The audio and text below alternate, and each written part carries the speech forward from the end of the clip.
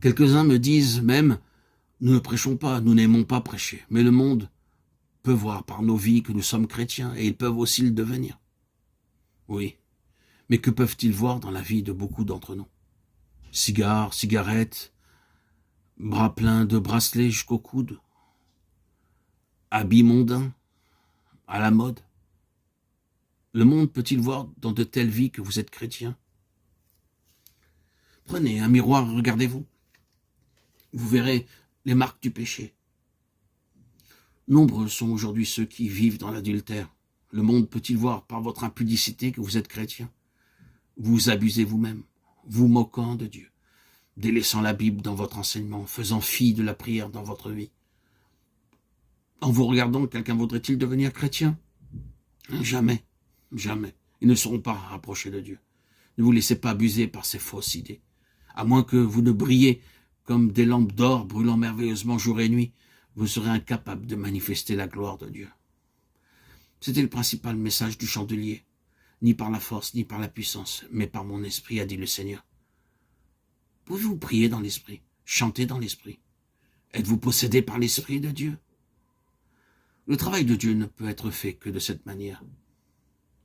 Ni par l'argent, ni par les édifices, ni par l'éducation, ni par l'amour humain. Certains peuvent donner beaucoup d'argent pour l'œuvre de Dieu, mais combien de péchés cachent-ils dans leur vie? C'est seulement par le Saint-Esprit que l'œuvre de Dieu peut avancer.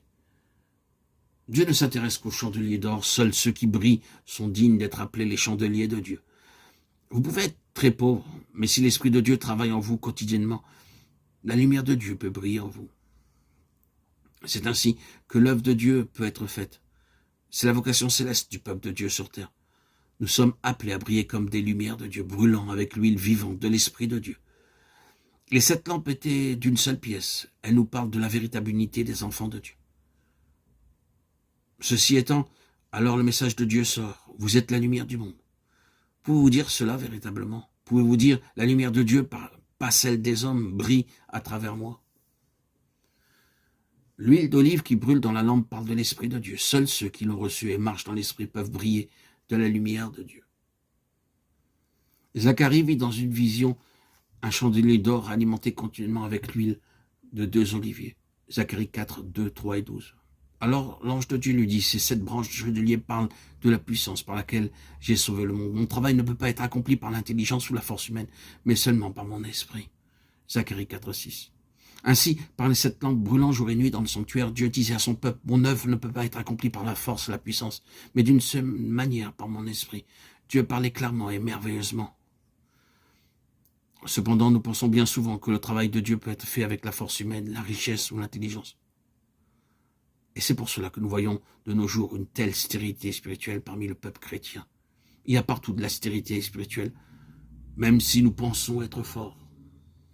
Que la lumière de Dieu puisse briller à travers nous et que nous puissions être à l'image de Dieu, à sa ressemblance. Que nous puissions bannir le vieil homme en nous. C'est ainsi que l'œuvre de Dieu peut être faite. Nous sommes appelés à briller comme des lumières de Dieu, brûlant avec l'huile vivante de l'Esprit de Dieu. Marchons donc selon l'Esprit et par l'Esprit. C'est ainsi seulement que nous serons de véritables enfants de Dieu, et non des hommes adultères, pécheurs, pris dans les filets du monde et de toutes les fausses idées qui y règnent.